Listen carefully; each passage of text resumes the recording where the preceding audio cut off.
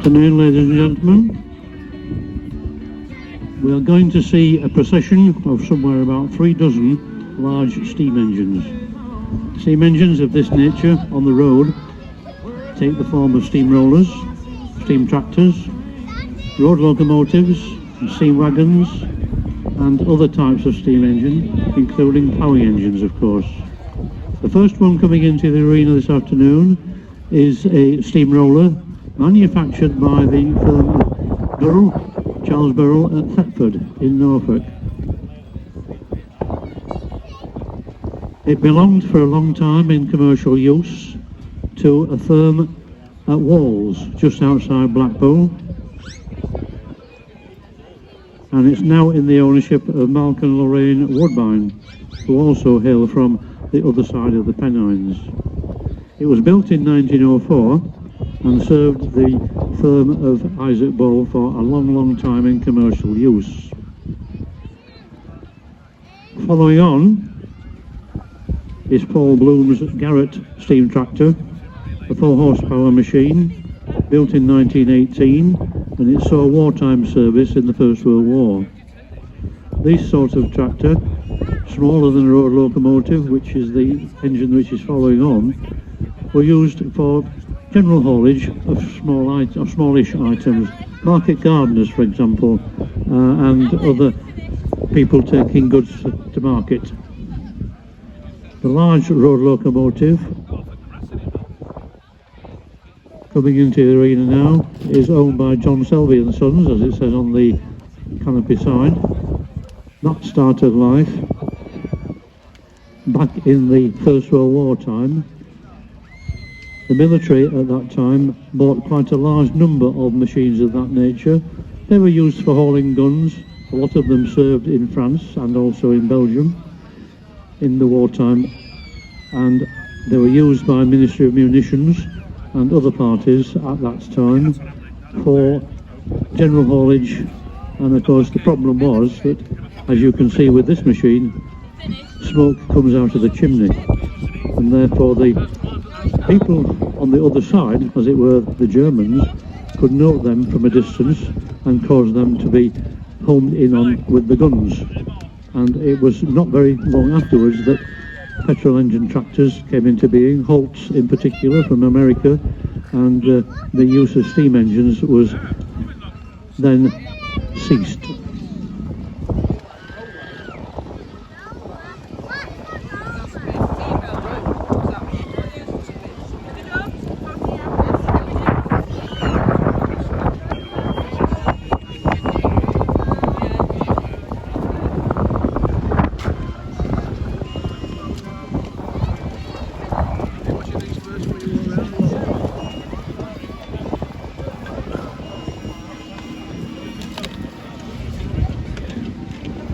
The next engine is another tractor. It's actually a conversion. Used to be a steamroller, and it belonged at one time to a gentleman by the name of Myers, who lived near Leeds. It's a Burrell, again made in Thetford in Norfolk, a well-known manufacturer of road steam engines in days gone by.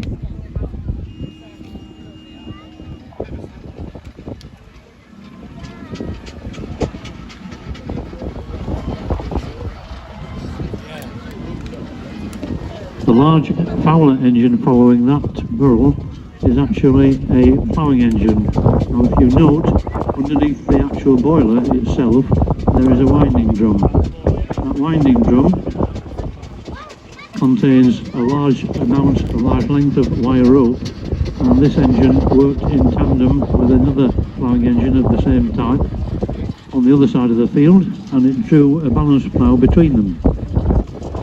Once the balance plough got to the end of the field, whistles were exchanged at a distance of probably 300 or 400 yards. You can't communicate easily by shouting at that sort of distance, and the engineman knew when the plough had reached one end, and they changed ends as it were, and the other engine at the other end of the field pulled the plough back again to the originating engine.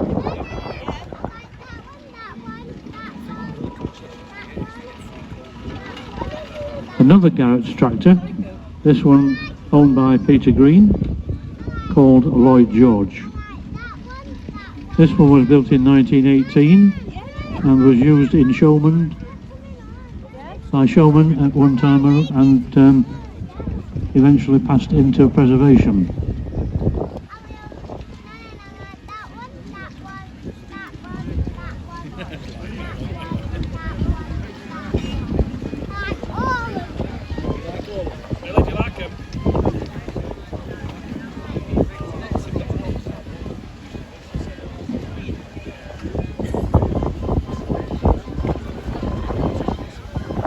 We're going to line the engine up as per the steward's direction, and then later when we got them all into the arena, and there are something like 3 dozen of the engines, not all of them are coming into the arena though, but when we got them all lined up, the members of the public will have the opportunity to come in, take photographs for a short while before we ask the engines to move out of the arena and go back to their positions in the engine lineup, and then we can get on with other parts of the programme.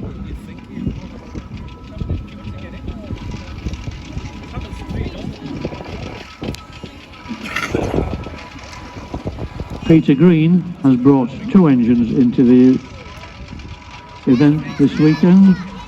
The second one is one that originated in Devon. The first one is a Garrett tractor. The Fowler traction engine, which of course was used on the farm for the likes of driving a threshing machine or a pump or winding trees out of the ground, originated in Devon, hence it's got a TA registration, and it was built in 1899, so it's getting on for one of the oldest machines here at Sheffield Steam today.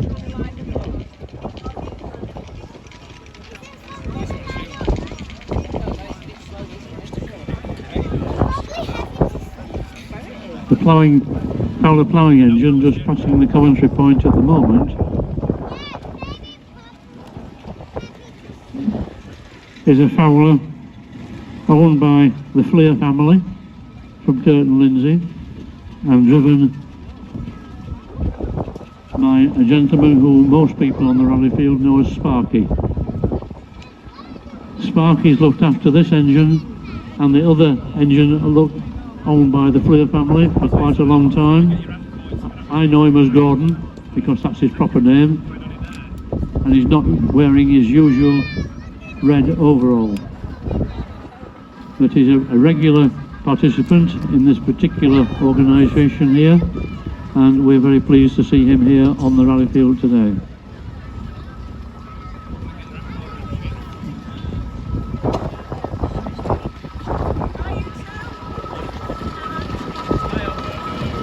There's a Fowler Tiger tractor which has crept into the arena while I was talking about another machine.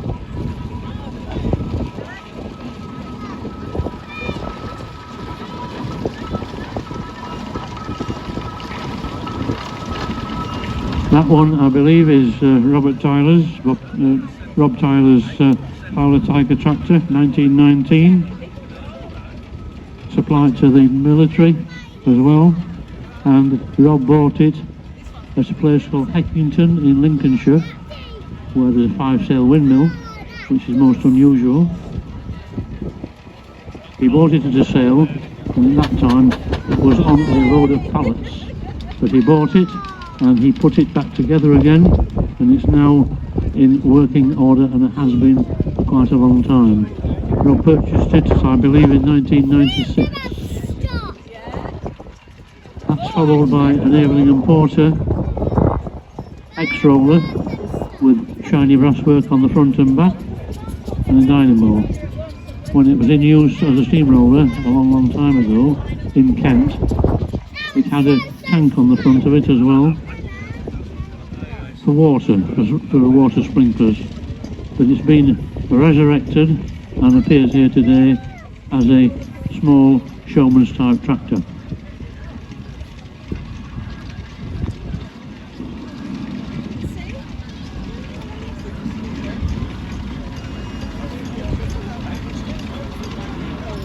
Driven by Matthew Cobb and assisted in this instance by James Hudson. It was built in 1912. It's got an OS registration and therefore it originated up north in Scotland in 1912. Made in Rochester in Kent.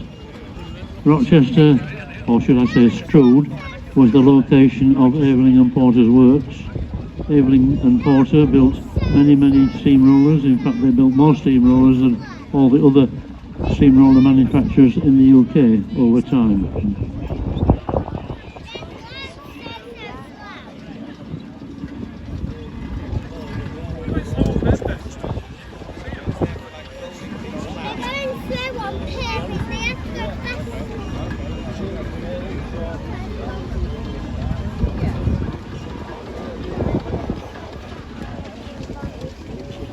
So just passing the commentary point at the moment is the Fowler Tiger tractor I referred to earlier, number 19 on the list that I've got in front of me.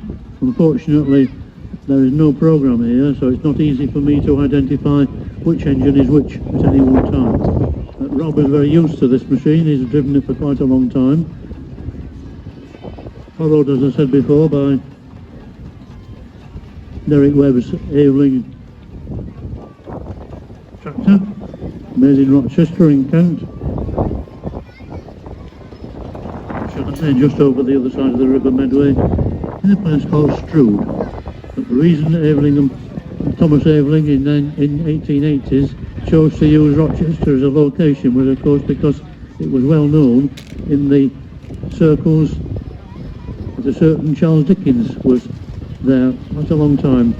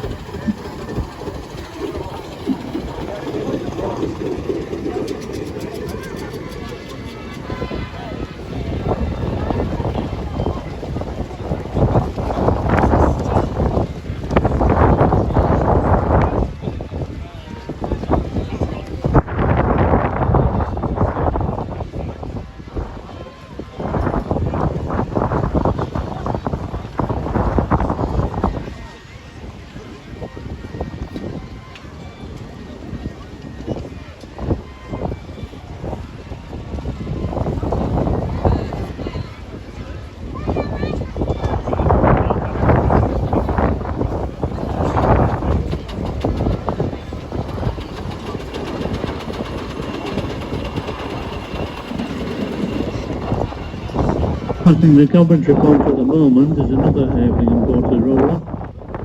This one owned by Sam Jackson.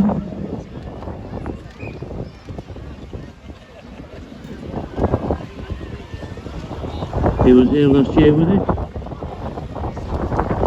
It worked originally for someone called Francis in Bournemouth, hence its EL registration. Followed by another Aveling roller, one which I'm particularly familiar with because it's mine. Owned by Derek Raynor. He, along with two colleagues, bought the machine in 1964. He now owns it solely since 1969, and it's been rallied on and off both in Yorkshire and in Norfolk and in Suffolk since then. Driven by Derek's son Dean Raynor, crewed on this in this instance by Andrew Remington, and it's still going strong. Derek last year became 60 years an owner of this machine. Followed again by another Aveling and Porter steamroller. This one owned by Derek's son-in-law, Ian Caulfield, and his daughter, Derek's daughter, Denise. Ian bought this some considerable time ago. In fact, it was sold at an auction in Scotland 50 years ago to this day, in 1975. Ian has owned it for 20 odd years, and it was built in 1884, and it's the second oldest Aveling roller in the UK.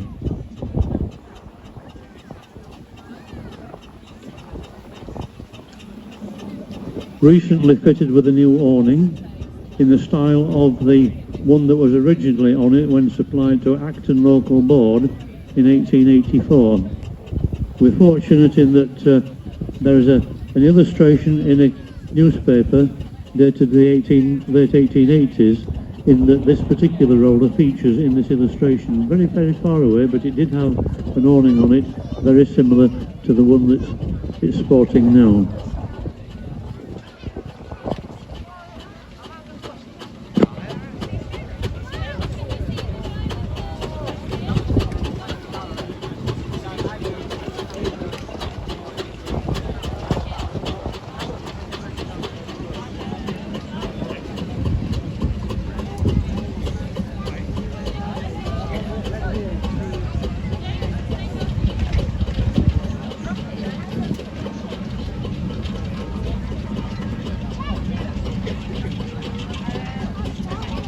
The Fowler small engine, which is following on, was owned until just recently by the name of the gentleman on the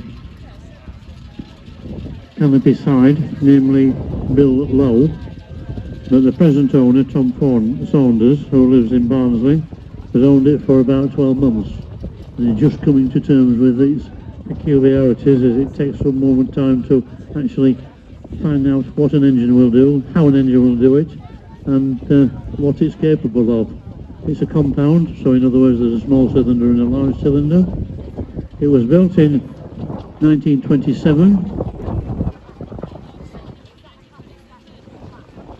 I had a conversation with Tom this morning, and he's learnt a lot more about the machine than what he knew already. We've now got a Derbyshire-based engine, a Foster, built in Lincoln. Lincoln and Leeds were probably the two main locations in the country for engine buildings of this type. This one is called Sprigg. I can see that on the front, and therefore when you get close enough to it you'll be able to see that as well. It's here because the usual rally it goes to in early July at Elderson Castle near Derby is no longer in being, as it were. They pulled the plug on it this year, and so it's owned by the Bosworth family from Derbyshire, and it's good to see it here today because it's the first time I believe it has actually been here to Sheffield steam. We've now got, coming past the commentary point, another Fowler ploughing engine. It's the mate of, but not identical to, the one that's passed by just recently, owned by the Fleer family from Curtin Lindsay. This one is named Ephraim, after the owner for many, many years. Built in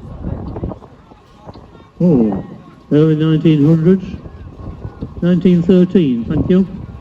I've not got that written on my piece of paper in front of me, and I've forgotten. But thank you very much indeed to the gentleman up there at the time. As he said, it worked in Essex. It's got Lord Rayleigh on the back of the tender of the engine. And we've now got John Willie Cuthbert, it says on it. J.W. Cuthbert was a contractor in the Sheffield area.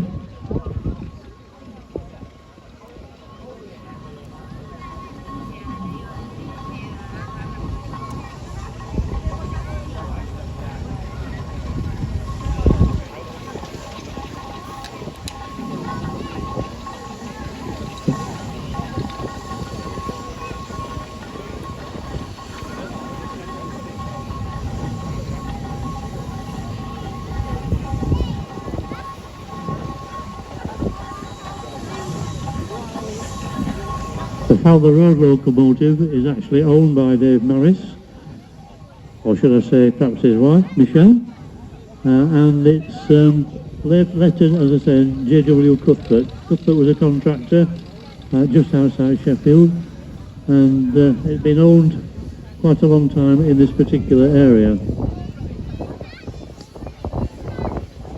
Dave Ragsdale lives near Retford, as it says on the canopy side of this barrel. Magnificent barrel showman's engine, 3703.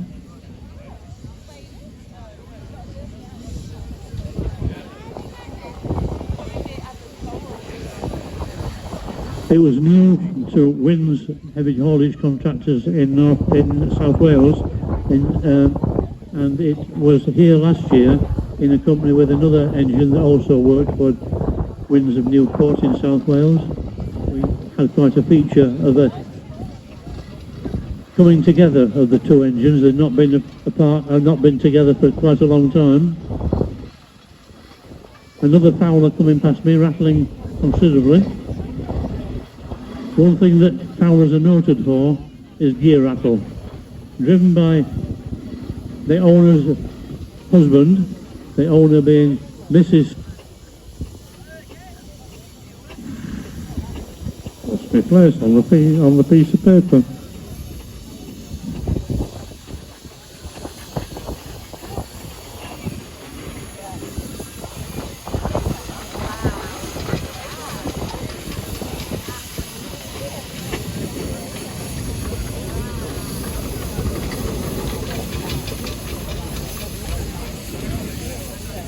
So we'll catch up now. James Penfold belongs to Mrs. Walters, who live at Cleckheaton, and it's Fowler 1904. Mick was intending to be at the event with a steam wagon, a Garrett steam wagon, but unfortunately, said Garrett, had a problem on his way home from a rally last weekend at Emily Moore, and they were unable to bring it, so he's brought the Fowler traction engine now. Coming along, an engine which has had problems today at the event, which is a Clayton and Shuttleworth steamroller, or shall I say Babcock and Wilcox, who were later on from Clayton and Shuttleworth. It blew a tube a little earlier today, I have to say. Unfortunately, Mr. Siddall has managed to get a push by an Evelyn tractor. An Evelyn tractor looks a bit dishevelled compared with other machines, of course, at the moment, but that's par for the course, I suppose, because that tractor was pulled up in a shed for 40 odd years, and it came out 2 or 3 years ago. They've decided to keep it in its dishevelled condition to show what engines were like during the working days.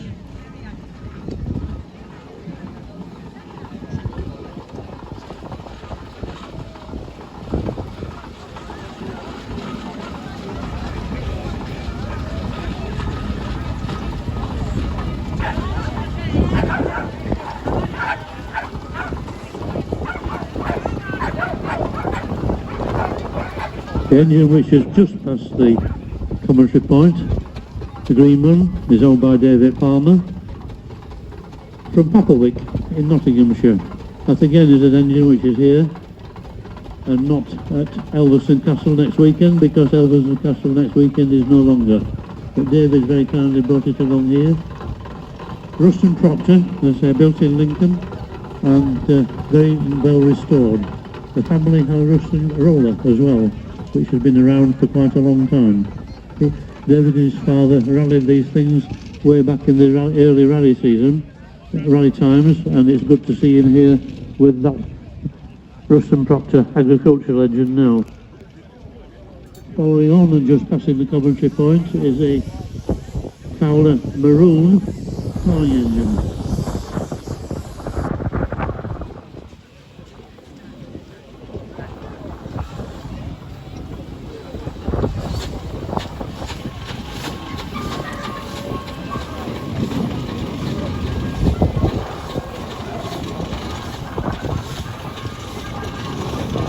But again, it's got a boiler with a drum underneath it with a ploughing rope under the drill.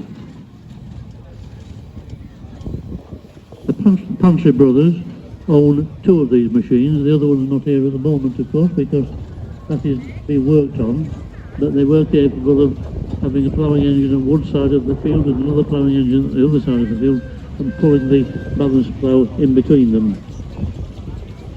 Very nice restoration, this particular one. It again was built in 1919 and therefore was supplied to the Ministry for agricultural use at that time. The Tiger Tractor 149, UG 1496, owned by Dave Cope from North Derbyshire. That again would probably have been at Elveston next weekend, but it's here now. It was in commercial use up to very, very late because it was owned by Olive and Partington at Glossop, and in again North Derbyshire, I believe, Glossop, and it was used at that time for haulage of products from Olive and Partington, along with another virtually identical Fowler Tiger tractor, a much later one from the 1930s. The other one, unfortunately, gave a lot of parts towards this particular machine to put it back into working order. We've now got a Fowler roller coming past the commentary point, which you will note has a tank underneath it. This machine at one time was a tar spraying roller, and it carried tar on the tank underneath. It has an SA registration. It's owned by Ross Inman from North Nottinghamshire, and the roller used to have a tar spraying bar at the back.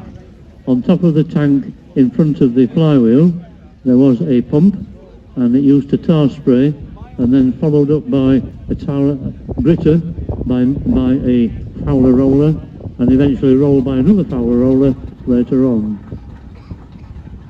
Russ was one of the trio of rollers that rolled in from North Nottinghamshire yesterday, and it was good to see them on the road. The tiny little machine coming past now, which is called Abigail, is entered in the name of Abigail Wilson. That is not Abigail who is driving it at the moment, but you can tell that, of course, because Abigail doesn't have a beard. This machine was built again almost as a kit of parts, and many parts have had to be made to put it back into working order. It was built in 1904, at the time when this sort of thing came onto the roads of the UK, along with cars, small steam wagons and motorcycles. Very nice to see it in its pristine condition. We've got a Garrett Showman's tractor, owned, as it says on the side of the canopy, by James Ragnell.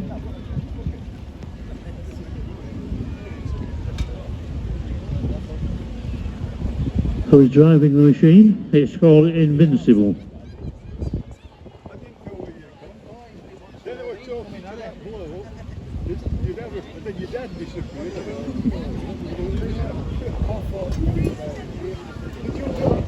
It was built in 1918, again by Garrett's at Leiston in Suffolk. It has a registration, which amazingly enough is a Suffolk registration. Probably hasn't looked like that all the time it's been in use. Possibly it was just a straightforward Garrett tractor, but it's been Showmanised over the years. Another machine in a similar condition, started life as a steamroller, is the Forest Maiden, owned by Simon and Louise Gill from up near Burybridge in North Yorkshire. That started life as a steamroller. It was used in the Surrey area, and the gentleman who owned it at that time was the person who started the Steam Plough Club, namely Harold Bonnet. Nice to see it here, and nice to know that Simon is now down to one steam engine, because he just sold his other one just recently. But that will be probably here next year, the steamroller. Following on, towards the end of our procession of large steam exhibits is another Garrett produced machine from the Leiston area of Suffolk, owned by Richard Huller. It's painted maroon, as you can see, which was a livery of Cumberland County Council. This one was built in 1910 and it was supplied to not Cumberland County Council but Southend-on-Sea, and at that time I think it was green and it was called Elizabeth.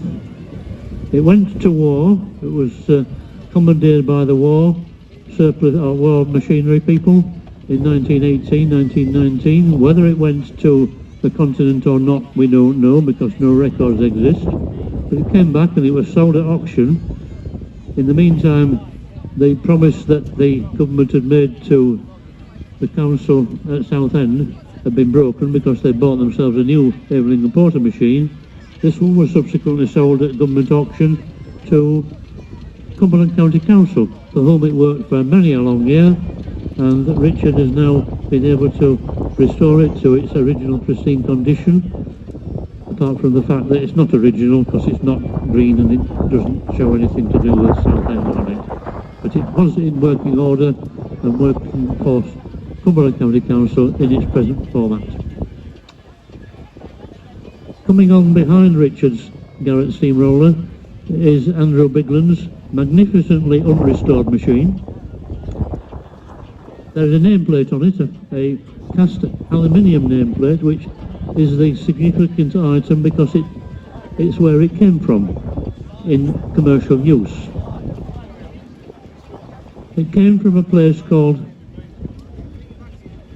Kyneton. Now Kyneton, I know, is in Victoria, Australia, and a certain gentleman called Dave Maris fetched it back from Australia and eventually sold it on to Andrew, and Andrew put some rubber tyres on it and has rode it quite extensively around this neck of the woods. We've now got a young lady driving the machine, the daughter of the owner, or might even be joint owner now, of a rather nice another Eveling and Porter steamroller, this one in maroon livery. There are something like 8 Eveling machines on the machine today.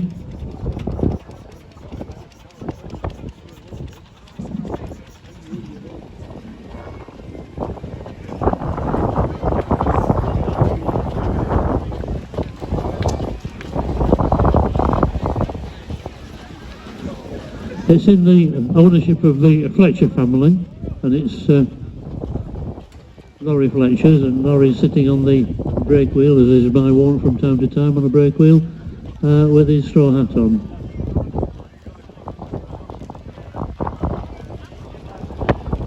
The magnificent machine just passing the commentary point at the moment has come to the rally a long distance, somewhere long far away from here, from Aberdeen. The gentleman who's driving it is well known to me. He used to be, in days gone by, a neighbour of mine when we lived at Woodlesford. Patrick Tonks has been loaned the machine to take it to the UK. I think it said it cost him something like £600 worth of diesel to bring it from Aberdeen down to Yorkshire, but that's a long way and a lot of money. It actually belongs to a gentleman who lives in Aberdeen, or in the Aberdeen area, and Patrick has it on loan for a while to show it around various places.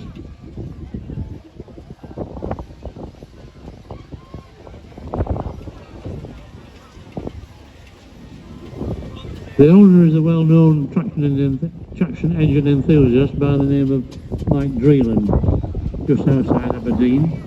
He owns quite a large number of engines now, and we're very grateful to him and indeed to Patrick for bringing it along here today. It was supplied to the name of the firm on the canopy, i.e. Norman Box, and it later worked for Pickford in St Hawley's days. Following on that is another Evening roller, a bit rattly, belonging to Dave Hare, and well known to this machine because it was supplied to Northallerton Rural District Council, and it was later owned by, of course, North Riding County Council. Dave's had it for quite a number of years, and he's taking good care of it at the moment. And I think that actually is now the end of the procession of large steam engines, apart from the fact that one is still actually on the top of the field from here. It is a portable engine. Portable engines were not built to move themselves around, and the machine in question is a Clayton and Shuttleworth. It's owned by Dan Gregory. It's a Clayton and Shuttleworth portable engine dating from 1904. It's coupled up to a threshing machine by a belt, and behind the threshing machine there's also a baler for straw. So that will be in operation later. Please take the time to wander around there and have a look at it in operation. I can't see it from here at the moment, of course, and it may well be in operation now.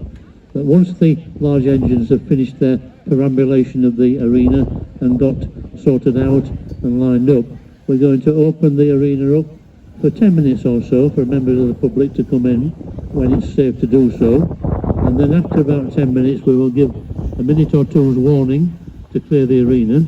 Members of the public are asked to then clear the arena, and then the big engines will make their way out of the arena back to their positions on the engine lines, and we will have the next event into the arena for your enjoyment.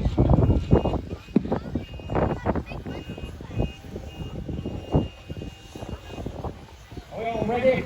Now, before you do it, hang on.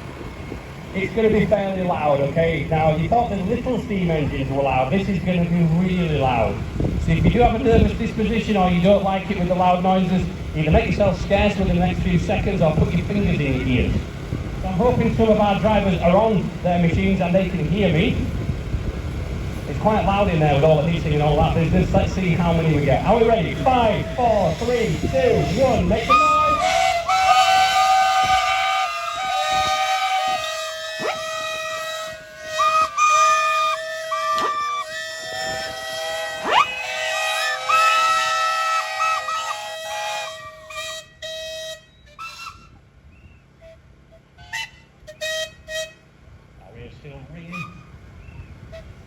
What a wonderful opportunity to see so many steam engines right here in the arena. Once again, it's not very many steam engines, but you get the opportunity to get so many large steam here in the arena.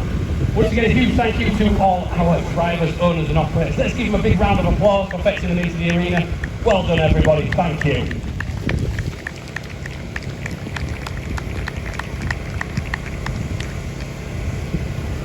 We're going to get these vehicles moving. We are running slightly late. We're hopefully going to be welcoming commercial vehicles into the arena within the next few minutes.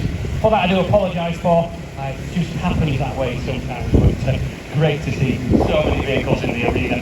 Trying to run things in the arena back to back doesn't always work. So we have slightly run into, well, we certainly will have run into the commercial vehicle slot by the time we get these steam engines back out again.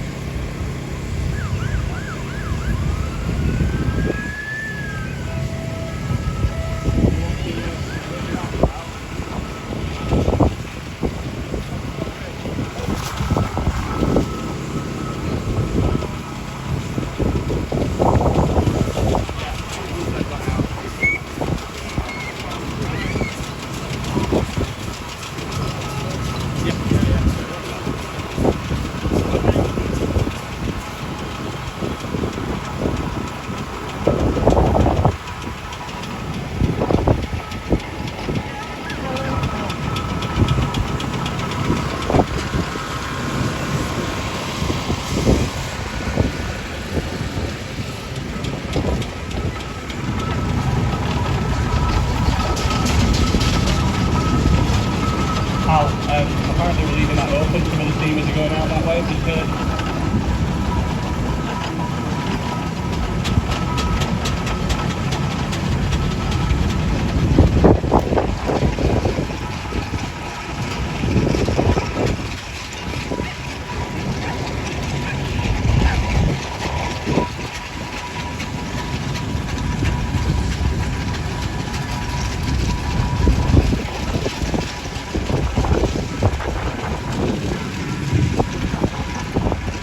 opportunity to ride these steam engines at about 3:45 this afternoon.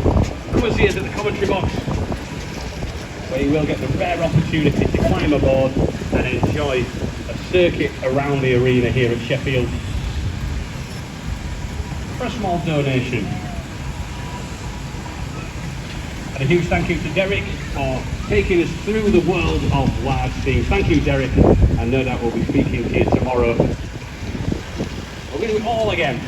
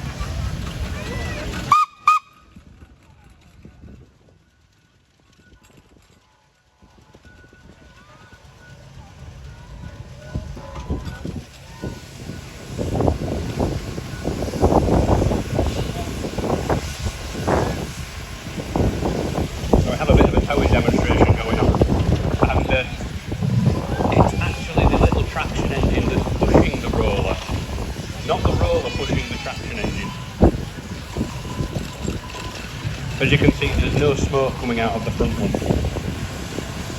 Don't let them fool you.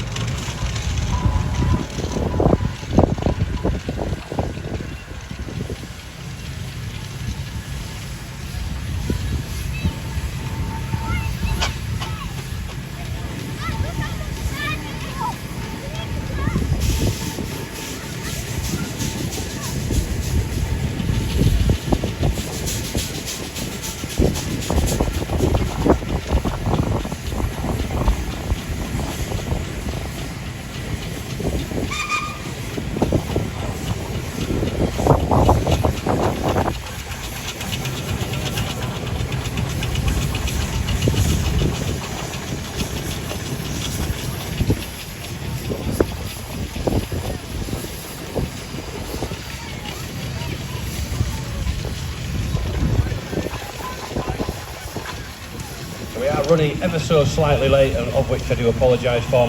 We've sent the stewards up to try and get the commercial vehicles. They should be entering the arena within the next few minutes.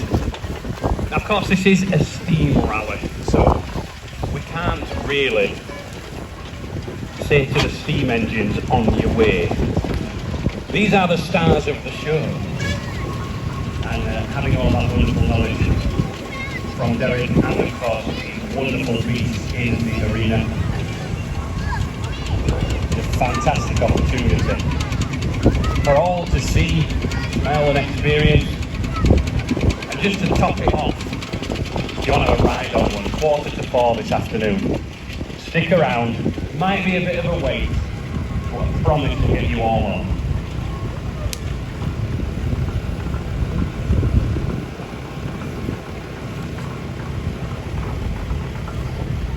There was a wonderful lady that used to run the show called Bev Beat, and she very unfortunately had passed away a couple of years ago now, and she spent a little bit of time in Rotherham Hospice, and that is the hospice in which we will be supporting with our steam engine ride a little bit later on. So whether it's a penny or a few pounds, it would be wonderful just to pop a little bit in the bucket before you get on one of the steam engines a little bit later on.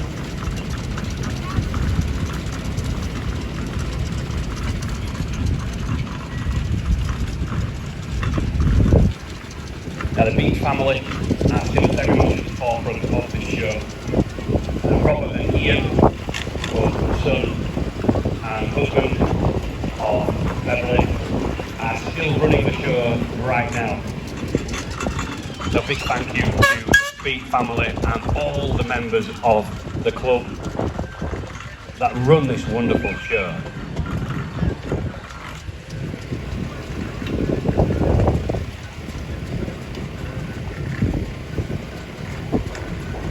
I can see a few commercial vehicles moving up there.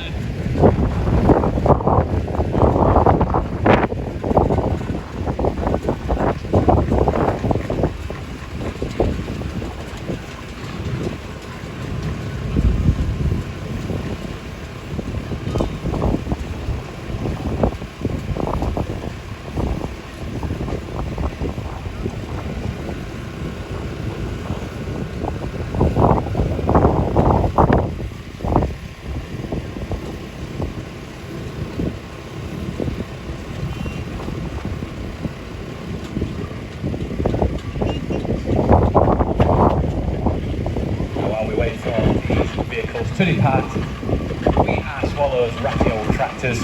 We try our best to keep you up to date and entertained throughout the day. Numerous shows up and down the north of England in the arena to try and keep you entertained as we possibly can. Try and throw a few silly facts and figures in there as well. All the way from Huddersfield, well, Home First, which is near Huddersfield. My speciality is tractors, so when the tractors came in earlier on, I can waffle on all day about tractors. I live only 16 doors from the former David Brown factory up in Meltham. And as a team, we come to these shows. We've got numerous stewards buzzing about the place trying to get the exhibits into the arena.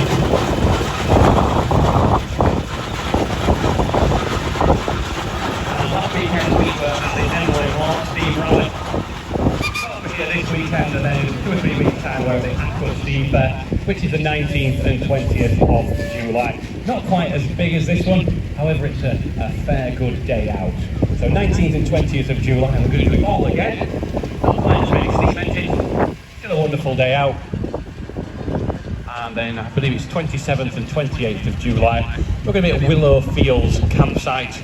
That's at Haxey in Lincolnshire. Very, very close to Gainsborough, where we're going to be doing a similar thing. And I don't think we're having an arena, but we're going to be doing some tractor pulling. So I'm going to be on the microphone when it comes to the tractor pulling over at Willow Fields campsite. And that's 27th and 28th of July.